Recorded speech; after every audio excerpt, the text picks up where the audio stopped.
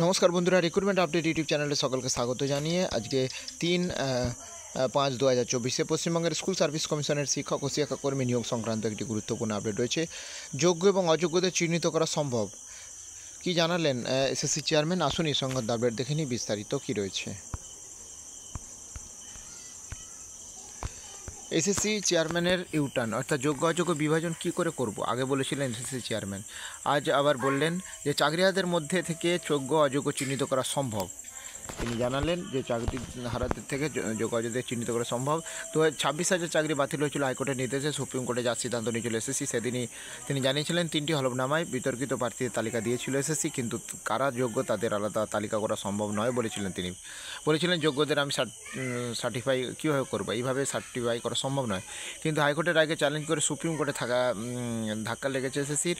হাইকোর্টের রায় আপাতত বহাল রেখেছে সুপ্রিম কোর্ট। তারপরে 3রা মে একেবারে উল্টো কথা বললেন এসএসসি চেয়ারম্যান। আগে যোগ্য প্রার্থীদের আলাদা করা যাবে না বলেও এদিন তার দাবি, এবং যোগ্য অযোগ্য আলাদা করা, আগে যেটা বলেছিলেন যে আলাদা করা যাবে না, এখন বললেন যে আলাদা করা যাবে। চাকরিহারাদের বিক্ষোভে তুলকালাম করুণাময়ী, এবং যোগ্য শিক্ষকদের চাকরি ফেরানোর দাবিতে বিক্ষোভ দেখানো হয়। সুবিচার চেপের পথে নেমেছিল চাকরিহারা শিক্ষকরা। আচার্য ভবনে অভিযান নিয়ে ধুন্ধুবার হয় এবং রাস্তায় বসে ওএমআর সিটে প্রতিলিপি নিয়ে বিক্ষোভ চাকরিহারাদের। যোগ্য অযোগ্য স্পষ্ট করুক এসএসসি, 24 ঘন্টার মধ্যে তালিকা দিক, দাবি বিক্ষোভকারীদের। এবং এদিন যোগ্য প্রার্থীদের আশ্বাস দেন প্রধানমন্ত্রী।